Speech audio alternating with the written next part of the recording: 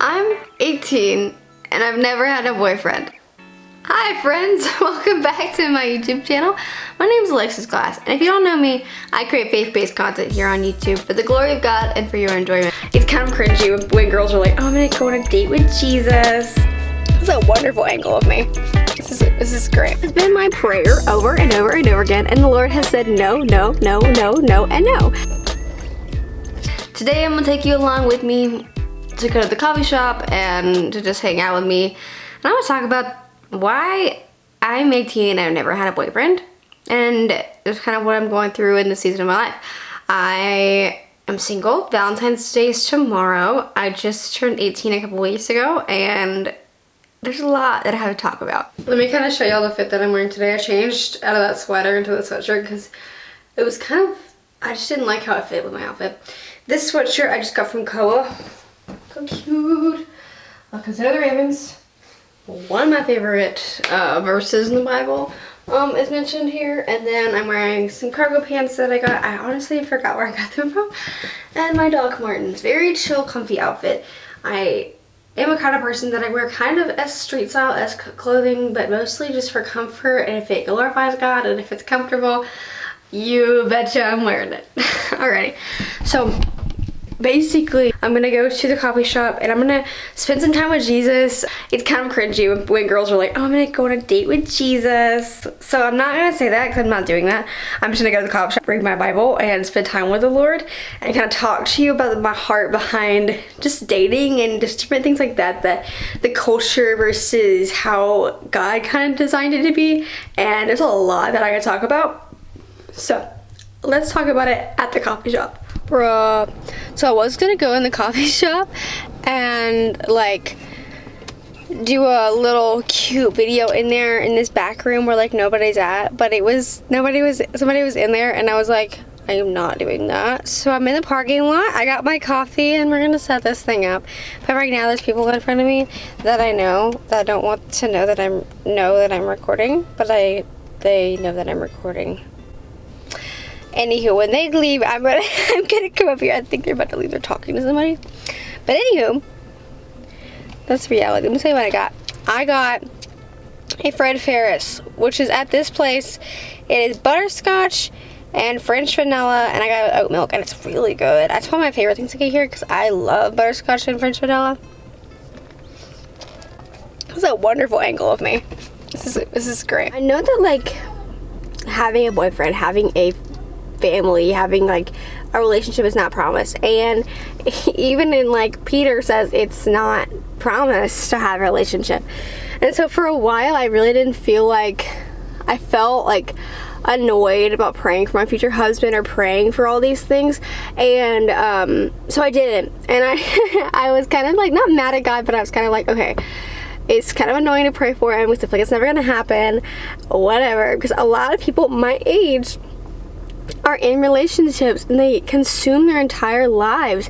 And from the time when we get into like 9th grade to the time we graduate high school, it's what we talk about in school, if we talk about outside of school. It's the most important thing, it seems like, to our generation, and it's honestly kind of annoying because for me, I've never had it before, and my relationship with God in 9th grade was something that was more important to me than a relationship with man and with a boyfriend. So that's something that I had prioritized at a young age, and I was very different from the people around me. Not saying that I wasn't perfect, that I didn't like guys, or I didn't think guys were cute, or I didn't, have people that I always thought they could potentially be a boyfriend or potentially be da-da-da. But the thing is that I've done this in every single one of my potential relationships, potential things like that, when I'm like, oh, I could see myself dating this person. But what I do is I dwell on it for at least a week or two, and I ask God and I pray, is this the person you want from me? If it's not, then like let him out of my life or confirm it to me and let me walk away. So that has been my prayer over and over and over again, and the Lord has said no, no, no, no, no, and no. So, and I know a lot of people were like, oh my gosh, girl, like, why don't you just live your life? I'm sure there's so many guys that would love to date you.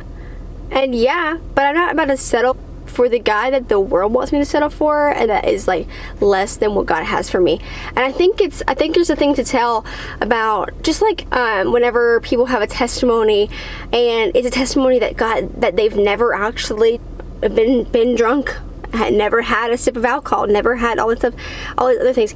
Sometimes that testimony is one of the best testimonies that God can give you. But we think, because we live in a world that is so corrupted, we think that is a lack, when honestly it's more of a gain. And I think I didn't really realize that until I was older, and I'm very thankful for the things that God has protected me from, and things that God has prevented me from acting upon, preventing me from being in a relationship that later on in life I see, God, wow, thank you. Thank you for saying no, because that guy is definitely not for me, or that relationship is definitely not for me. So that's something that has been so pivotal in my life. But I wanted to talk about a verse that has kept me strong in these last couple weeks, because I am 18 and I'm getting to the point where I'm like, God, I'm kind of ready. I feel like I'm more ready than I've ever been for a relationship. And honestly, girls, we always think we're ready, but I mean, are we ready? Are we ready for it? I don't know. We're gonna go to Psalms 34, and let me tell you, I love Psalms 34. It's so freaking good. So I'm gonna go to Psalms 34 real quick. Alright.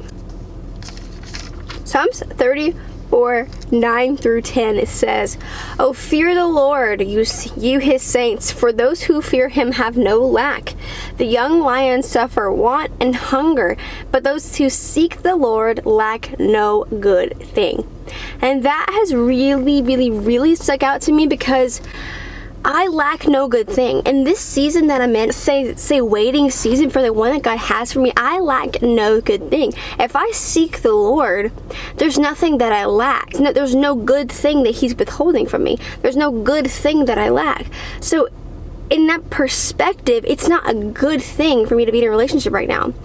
It's not a good thing for me to pursue that right now. I'm so protective and so pertinent on relationships, because your relationships really, really matter, and they really take a hold of who you are and who you'll become, because who you surround yourself is who you will be. And especially in a dating relationship, especially because you're connected with them emotionally, and physically and spiritually. And that's something that I personally, I don't think I'm ready to do unless that's who God has for me. Because I don't want to have a heartbreak and that hinder my relationship with God. And I don't want that to happen. And that's why God is protecting me. Rejection is protection, girls. Rejection is protection. Though there is going to be a guy that will come, that he is a wonderful man of God, and you think, and he's trying to pursue you, and this is something that you're like, you think it's a good thing. You think it's a good thing for you to pursue this guy. He reads his Bible, he talks about the Lord, all these things. It's a good thing, but take counsel of the Lord. Is it a God thing? Is that even his? Is that even yours? Is that even your man? Like, is that a God thing? Because every relationship is either God designed and God appointed, or a distraction by the enemy to get you away from God. So please take counsel in the Lord, because that is where your help comes from. That is where you will get clarity, and that's where you'll find who and what situation, who is your man, because he will reveal it to you, and he will, confirm, because he always confirms his word. Period, y'all. Let me take a sip on that. Okay, enough on my rant. I zoomed you out so I can kind of show you where I'm reading right now. I'm reading, and I finished Acts. I'm in Romans right now. Woohoo! And I'm in Romans, and I'm in Psalms still, because Psalms is a long book of the Bible. It's the longest book in the Bible, and I'm very excited. I think I'm on Psalms 60. Yeah, Psalm 60, and I'm on Romans 2. So I'm very excited to get going with this. But before I get started on that, I wanted to show you my journal and some things that I've been implementing in my journal. I got these really cute green pins from my friend for my birthday. Something that I've been doing is having a prayer journal for my future husband. Having a prayer journal for my future husband has been something that I've been keeping on the down low. I don't even know. I feel like I'm still kind of like, it's like really, really cool. I'm putting prayers in there, praying for him, and I think it's honestly giving me hope, and not more hope for the man that God has for me. I had to turn on the air because I'm getting way too hot in here, but it gives me a lot of hope for the man that God has for me. And I know that every time that recently I've been like, God said no to a relationship that I really thought that could be the one for me, and God was like, no. And it was really hard to come to terms with that. But after he said no, he revealed some things to me, and it gave me hope that there is one out there for me, and that there is somebody out there for me. And he kind of led me towards the guy. I'm not necessarily sure. I'm still asking for confirmation on that. But I've been writing down things on my prayer journal for him, putting things down like I bless his character. Lord, give him the fruits of the Spirit. Lord, convict him on what he says, how he says things. Lord, him to be slow to speak and slow to anger and quick to hear. All these things I've been praying over him, I write it down in a journal. And I pray that I can get that to him on our wedding day. But I encourage you to not lose hope, women of God, men of God. Don't lose hope, because it's coming. It's coming. And I know it's coming, but he has a plan, a perfect plan for you and for me. And it's going to work out. I think something that we need to have in this time of our lives, and having as a constant in our life, is Jesus. No matter how many times a man, a woman, a boy or girl rejects you, puts you aside, says that you're not good enough, that is something that should bring you closer to God and saying, no. The word says I am enough. I am a child of God. I am beautiful. I am handsome. I'm beautifully created by God. And I think every time there's kind of like a no, and kind of like a disappointment in a way that, like, yeah, that guy wasn't it, or that girl wasn't it. Oh, that hurts, but I have hope. I have hope. And the hope is not necessarily in the guy or the girl that you're going to be dating. The hope is in Jesus, that he will provide, and that he's gonna put you in a place where you have no lack, here and in the future, whenever you do have a spouse and a family. So boom, it's my single diaries for you, and I pray that this is something that has helped you and something that is encouraging for you in their season of waiting and singleness. I'm going to be talking about modesty this week on the podcast, so podcast will be posting every week on Saturdays, and hopefully I'll get this up by Wednesday, and I'll see you then. I love y'all, and you are created for a purpose by God, and I will see you next week on my YouTube channel. Bye, friends.